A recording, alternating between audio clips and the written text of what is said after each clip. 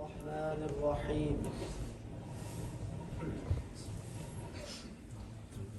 وأقيموا الصلاة وآتوا الزكاة صدق الله مولانا العظيم اللهم صل على سيدنا ونبينا وشفيعنا وحبيبنا ومولانا محمد صلى الله عليه وعلى آله وأصحابه وبارك وسلم সকল প্রশংসা আল্লাহ পাক রব্বুল আলামিনের জন্য জ্ঞাপন করছি, যিনি আমাদেরকে আপনাদেরকে আল্লাহ পাক রব্বুল আলামিন দীর্ঘ এক মাস রমজান সিয়াম সাধনার পর, রোজা রাখার পর, ঈদ উল ফিতর উদযাপনের পর আল্লাহ পাক রব্বুল আলামিন আমাদেরকে শাওয়াল মাসে উপনীত করেছেন, পৌঁছে দিয়েছেন।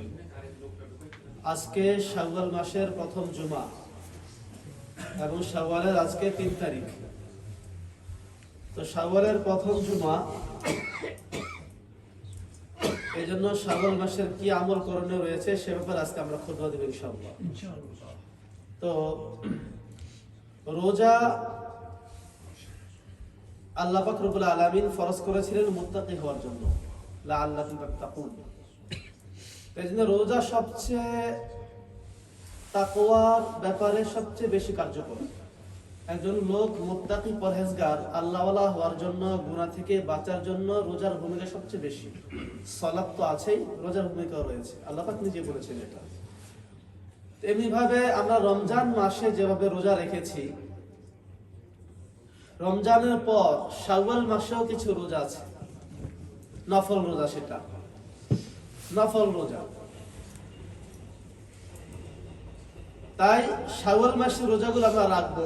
সেটা কটা রোজা? নবীজি বলেছেন যে যে ব্যক্তি শাওয়াল মাসে 6টা রোজা রাখবে, মান সামা রমাদান সুম্মা আতবাআহু সিত্তান মিন শাওয়াল কানা কাসিয়ামিদ দাহর, রাওয়াহু মুসলিম, মুসলিম শরীফের হাদিস। নবীজি বলতেছেন, যারা রমজান মাসে, মান সামা, যে ব্যক্তি রোজা রেখেছে রমাদান, রমজান মাসের, তো যে ব্যক্তি রমজান মাসের রোজা রেখেছে, সুম্মা আতবাআহু, তারপরে সিত্তা মিন শাওয়াল, শাওয়াল মাসের 6টা রোজা রাখলো, কানা কাসিয়ামিদ দাহর, সে যেন সারা বছর রোজা রাখলো। সুবহানাল্লাহ, সারা বছর 6টা রোজা করলে আমি সারা বছর রোজাদার হিসেবে আমি 365টাই রোজা করেছি, এবার আমার আমলনামা লেখা হবে কানা কাসিয়ামিদ দাহর। তবে এই কথাটা ভালোভাবে বুঝি, নবীজি কিন্তু বলেছেন মান সামা রমাদান, রমজান মাসে যারা রোজাগুলো রেখেছে তারা, যারা রমজান মাসে রোজা রাখেনি, 1টা 2টা রেখেছে, 10টা 15টা রেখেছে, পুরা মাস রাখেনি, এদের জন্য এই ফজিলত না, এদের জন্য এই ফজিলত নয়। কারণ নবীজি প্রথমেই বলেছেন মান সামা রমাদান। আমি ফরজ রোজার খবর নেই, ফরজ আমি রোজা রাখি না। রমজান মাসে রোজা ফরজ, ইসলামের 5টা স্তম্ভের মধ্যে একটা স্তম্ভ রমজান রোজা, সেটা আমি রাখি না। আমি খেয়ে বেরিয়েছি, ঘুমিয়েছি, হ্যাঁ, রোজা ভাঙছি, রাখছি ইচ্ছা মতো, কিন্তু শাওয়াল মাসে আইসে আমি একেবারে 6টা রোজা রাখার জন্য পাগল হয়ে গেছি, তার জন্য এই ফজিলত না। যারা আমরা রমজান মাসের পুরো মাস রোজা রেখেছি, 1টা 2টা ভেঙেছি, সেটা ওজুর বশত, অসুস্থ ছিলাম, হ্যাঁ, আমার অসুখ ছিল, বা কোনো সফরে ছিলাম, সফর থাকলে এটা ওজন, বা অন্য কোনো আমার সমস্যা ছিল, তাহলে সেটা ভিন্ন জিনিস, সেটা কিন্তু ভিন্ন। ওজু থাকতে পারে মানুষের, ওটা না। ইচ্ছাকৃত ভাবে দেখা যায় 5টা 10টা করছে আর বেশিরভাগ ভেঙে ফেলছে, রোজা রাখে না। আছে এরকম বহুত ভাই রোজা রাখে না, এদের জন্য এই শাওয়াল মাসের রোজার কোনো লাভ নেই। আমরা যারা রমজান মাসের রোজাগুলো রেখেছি ঠিক মতো সবাই, হ্যাঁ, তাদের জন্য এই ফজিলত, তাদের জন্য এই বোনাস। কি বোনাস? যারা রমজান মাসে রোজা রেখেছি, আমরা শাওয়াল মাসে, এখন শাওয়াল মাসে উপনীত হয়ে গেছি, শাওয়াল মাসে যদি আমরা 6টা রোজা রাখি ভাই, তাহলে আল্লাহ পাক রব্বুল আলামিন আমাদেরকে সারা বছর রোজা রাখার সওয়াব দিবেন। আলহামদুলিল্লাহ।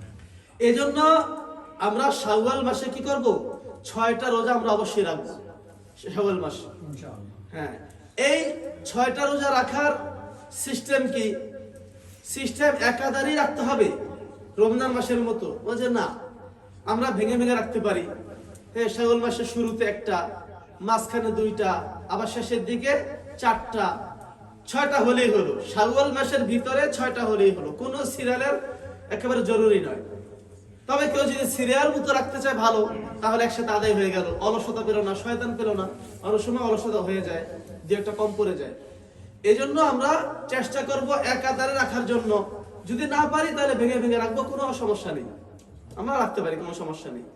আর শাওয়াল মাসের নিয়ত কি? শাওয়াল মাসের আমরা কি নিয়ত করবো? রোজা কখন থেকে নিয়ত করব? যেহেতু নফল রোজা, ফরজ রোজা রাতের থেকে নিয়ত করতে হয়। ফরজ রোজা রাতের থেকে নিয়ত করতে হয়, সেহরির আগ থেকে। যেমন রমজানের রোজা, এটা আমার সেহরির আগের থেকে নিয়ত করতে হবে, শেষ টাইমের থেকে। সেহরির টাইম শেষ, পরে নিয়ত করলে হবে না, এর আগেই নিয়ত করতে হবে। ফরজ রোজা, হ্যাঁ, এমনি ভাবে ফরজ রমজান রোজা আমি অসুস্থ ছিলাম, রাখতে পারিনি, একটা ভেঙে ফেলেছি, দুইটা ভেঙে ফেলেছি, এটা আমি কাজা করব, একটা কাজা করব, তখন এটাও কিন্তু আমার ফরজই। এটারও যখন আমি কাজা আদায় করব, তখন রাত্র থেকে, অর্থাৎ আমার সেহরি টাইম শেষ হওয়ার আগে থেকে নিয়ত করতে হবে, সেহরি খেতে হবে। আমার দিনে নিয়ত করলে চলবে না, দিনে নিয়ত করলে আমার ফরজ রোজা নিয়ত হবে না। কিন্তু নফল রোজা এমনটা নয়। নফল রোজা, শাওয়ালের রোজা, অন্যান্য যত নফল রোজা আছে, সেটা আমি সকাল চাষতের আগে নিয়ত করলেই হয়ে যাবে, নাস্তার আগে, ব্রেকফাস্টের আগে নিয়ত করলে হয়ে যাবে, এটা সহিহ হাদিস, কোনো সমস্যা নেই। নফল রোজা, হ্যাঁ, আবার ফজরের পরে কিছু না খেতে হবে, খেলে কিন্তু চলবে না।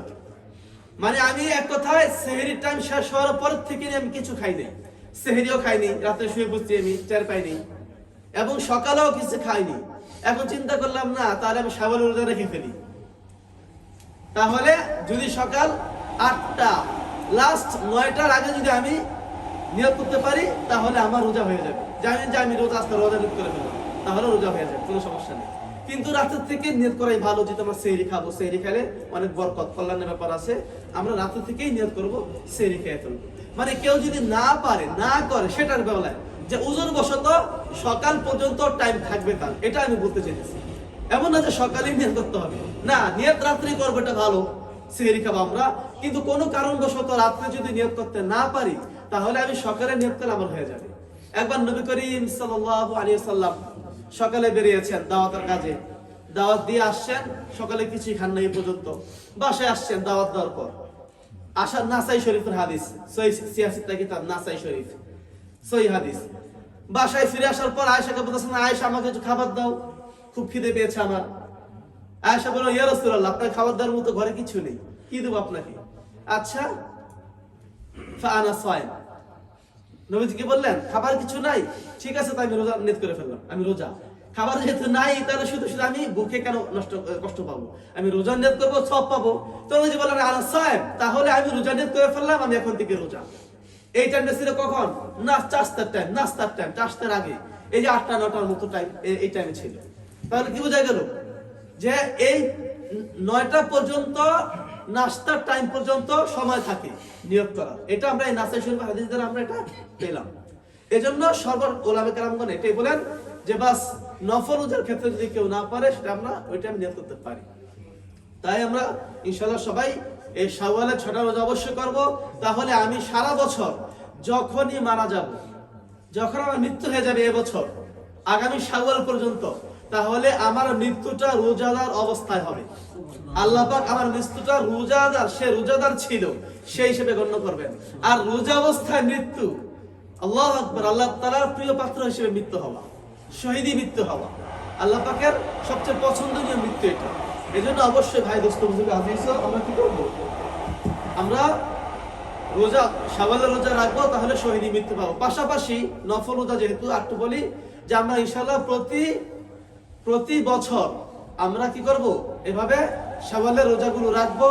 রমজানের পরে 6টা রোজা, একটা আমরা মিস করবো না ইনশাআল্লাহ, সবাই চেষ্টা করি भाई दोस्तों बुजुर्ग अजीज, इंशाल्लाह हम रमजान की रोजा रख चुके हो। अभी रमजान गुजर गई है, अब शव्वाल होने वाला है, शुरू हो गया ऑलरेडी। आज 3 तारीख है शव्वाल का, आज पहला जुमा है।